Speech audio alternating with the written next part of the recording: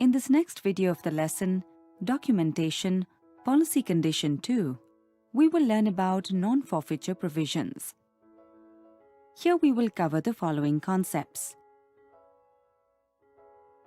When a policy lapses, the policyholder has several choices under the Insurance Act, which are known as non-forfeiture options, such as eligibility of surrender value, making the policy paid up, keeping the policy in force through advanced premiums, and providing term insurance cover from the surrender value.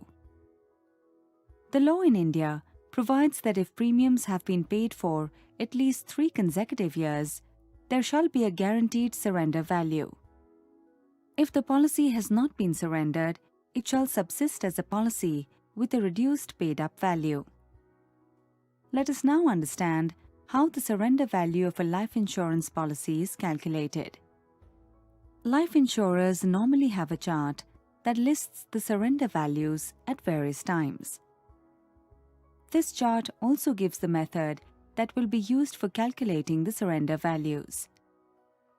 The formula takes into account the type and plan of insurance, age of the policy, and the length of the policy's premium paying period. The amount the policyholder ultimately receives is the net surrender value. Surrender value is a percentage of paid-up value, and the surrender value that arrived as a percentage of premiums paid is called guaranteed surrender value. Sometimes the actual amount of cash one gets in hand on surrender may be different from the surrender value amount prescribed in the policy. This is because of the following items that may cause addition or subtraction from the surrender value. First, paid-up additions. Second, bonuses or dividend accumulations. Third, advance premium payments. Fourth, gaps in premiums. And fifth, policy loans. Next, let's learn about policy loans. Life insurance policies that accumulate a cash value also have a provision to grant the policyholder the right to borrow money from the insurer by using the cash value of the policy as a security for the loan. The policy loan is usually limited to a percentage of the policy's surrender value, say 90%. Insurers usually charge interest on policy loans, which are payable semi-annually or annually. If the interest charges are not paid, they become a part of the policy loan and are included in the loan outstanding. Let us now understand what will happen if the policyholder does not pay the interest on loan and the future premium amounts after taking the loan. In such a scenario, the policy becomes lapsed. When no new premiums are forthcoming, a situation can arise where the amount of outstanding loan plus unpaid interest becomes greater than the amount of the policy's cash value.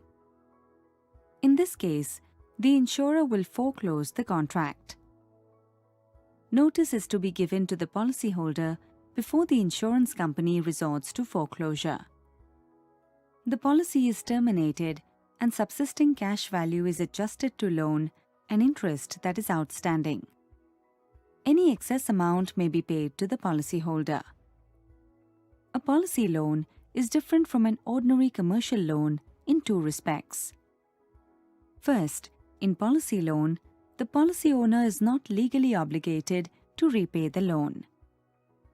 She can repay all or part of the loan at any point of time she chooses. Whereas in commercial loan, borrower is legally obligated to repay the lender. Second, no credit check is required in policy loan. Since the insurer does not really lend her own funds to the policyholder, it is not necessary to perform a credit check on the debtor. Whereas in commercial loan, the creditor does a thorough credit check on the debtor. Thank you.